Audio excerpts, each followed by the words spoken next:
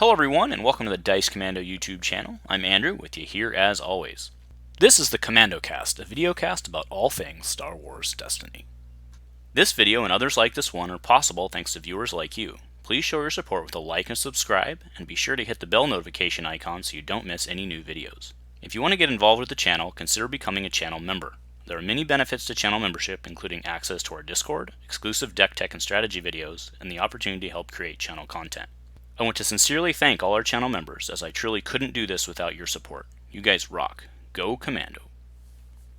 So the Galactic Opens are complete. We have a pretty fair picture of what the high stakes meta looks like, maybe minus one or two pieces. Next stop is going to be the mid-cycle events, the competitive tier there, and then traditionally after that we've gotten kind of a holocron update mix-up, kind of trying to shift up the meta a little bit, and to that end, I'm making the case that we should throw K-Dawg here a bone.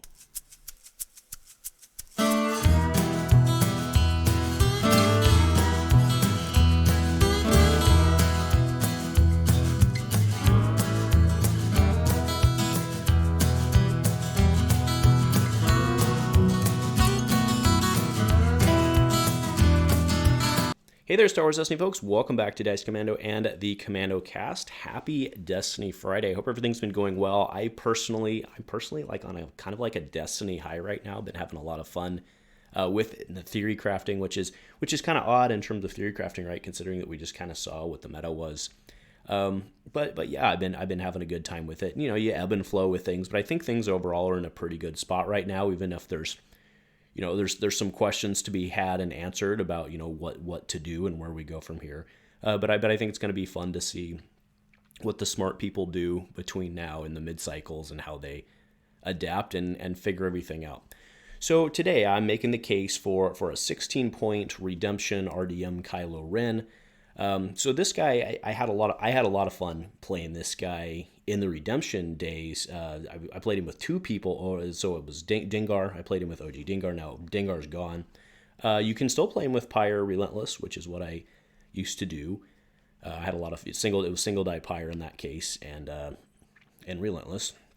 And it was just a lot of indirect coming across the table, and kind of once you got into like the shield, once we reprinted, in that time when they had reprinted Shoto Ancient, that became completely unplayable, right, with all the shield wall type stuff, and Key having his day. So before we go into the rest of this, I do want to acknowledge that and I do still believe this, right, but I previously come out and said I'm not a huge fan of the balance of the Force mechanic. The reasoning there being, I think it's a good tool, but the reasoning that I think we need to be careful with how we use it is because essentially what it does is it kind of makes us numb to power creep, right? What it does, but by going back and giving, remember Redemption when it came out was a quote unquote pushed set, right? We saw a lot of power stuff in that, so now if we're going and overall we're balancing the forcing down Redemption to make way for high stakes, right? Again, it kind of, the balance of the Force as a mechanic does sometimes make us numb to power creep, right? By trying to bring old things down, right? So anyway, but that said, we have what we have, right? And if you compare Kylo to most of the 17-point characters these days, I think that one's, I think it's pretty clear. I do want to say I really liked.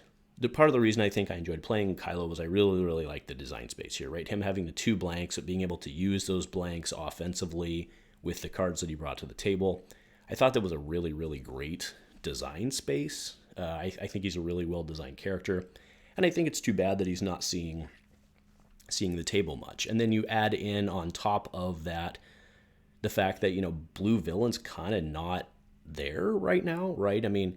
Part of the problem with that, I think, is that most of the stuff is most of the blue villain stuff is pretty heavy tribal, right? Like you're either Inquisitor or, for the most part, you're Inquisitor or Witch, right? And I think that's, which are kind of meant to be all, it's almost like it's too tribal, I think, right now. I think is almost, it's not like a problem, but I think that's largely the reason that we're not seeing it, because you want to play, for the most part in this game, right? You want to play multicolored decks to have access to more stuff. So if one color faction is overly tribal, I think it drives you into that range. It doesn't mean those decks are bad, but I think that, having access to more stuff is good. I mean, I don't think that's a groundbreaking statement. And by that, I mean more stuff, more colors, right? So anyway, I don't want to go too down the rat hole on that one. But so why 1 point on Kylo? I mean, heck, I could be in here arguing for 2 points on Kylo. But realistically, I mean, there are a couple pairings that, I think would be really fun to play. The first being, well, I mean, let me say this. Moving him to 16, I think, is fairly costed. You compare him to Pre-Vizsla or, I mean, Bo-Katan, let's be honest, Bo-Katan probably should be a 17-point character. Like, I'll acknowledge that. But both of those guys have 13 health, right, at 17 points. That's kind of where they need to be to fit in that range. Now, I want to be clear, he does have partners today, right? You could play him with Aura Singh, which is effectively what I was doing with Dengar. I just think that doesn't sing as well. Pun intended. All right, whatever.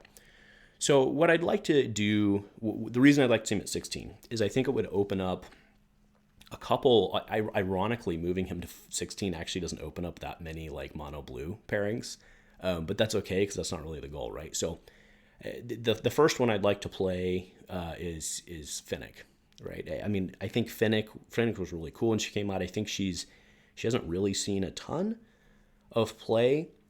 I mean, mostly because, if you wanted to do Kara Fennec, Bo Fennec, like Kara's is better, right? Again, back to that multicolor argument. There's a couple places she can fit. It was like, I was playing Cad Fennec and Extremist Campaign for a while, but she hasn't really found like a great home, right? And I think it would be really cool to basically, if you harken back to what I said I enjoyed, I was, Kylo Dengar, something I really enjoyed. It's functionally the same deck, but on kind of the new power level, right? So I think that would be a lot of fun. Another one I'd like to see at least see possible, right, and give it some reps. I don't know where it'll end up, but Kylo Grievous, right? Grievous is seen, at least from what I've seen, he's seen very little play. And by this, I'm talking high stakes, Unlikely Heroes Grievous.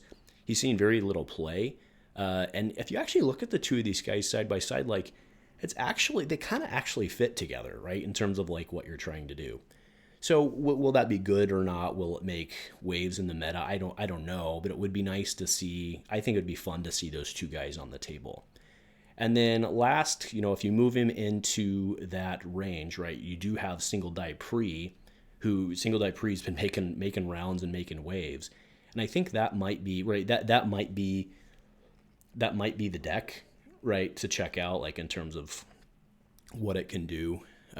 But, Kylo Pre, Elite Kylo Single, I mean, I guess you could go either, right? Actually, Kylo's a 4 point and Pre's a 3 point. So, I mean, I suppose you could bring a plot or something like that, right, if you went the other way. Because there's certainly an argument to be made for single die Kylo, except I think generally you want his blanks, right? So I don't know. That's a deck I'd like to see as well.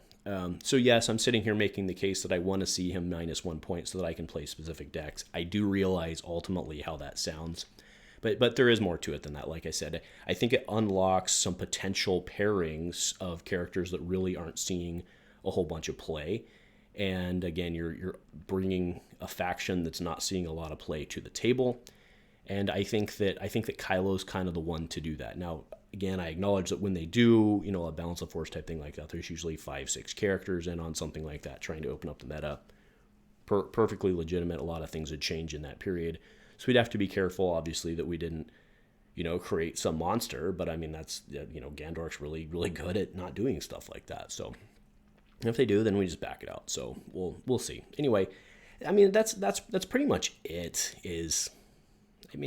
I think it's a solid case. Yeah, I acknowledge that, balance of the force sometimes is a double-edged sword because it just lets us creep and then we just move down, right? I get it. But in this case, looking at shaking up the meta, bringing a lot of unplayable things to the table right now, I think it'd be really creative. And I mean, don't forget, you compare this guy to Transformation to Anakin. I mean, it's not like Blue Hero seeing a ton of play right now either. I have my own theories on that. Most of that's just because Blue Hero relies so much on its weapons, and there's just other better weapons in Red Yellow right now. I mean, that's really what it boils down to. But either way, right? It'd be really nice to see some of the other factions a little more variety than just these wide piloting ramp decks versus throwing big stuff across the table with Bo X. Yeah. So anyway, those are my thoughts. Let me know what you guys are thinking. Right? Do you think Kylo? I think he would be fairly costed right now at 16. I mean, he might, only having 12 health is what it does. But again, with the whole transformation Anakin thing, somebody coming in dealing damage, they need to have a little balancing there, and the health makes sense. And don't forget, we still have Roll in the Mud to turn him off. So. Anyway, that's my piece today. Let me know what you guys think. Do you agree? Do you disagree? What other people might you like to see? What other pairings might there be cool to try? I do think the Kylo Grievous one might be kind of cool, and like I said, that guy's seen zero play. So anyway, let me know what you guys are thinking. I think that'll do it today. So if nothing else, folks, go Commando.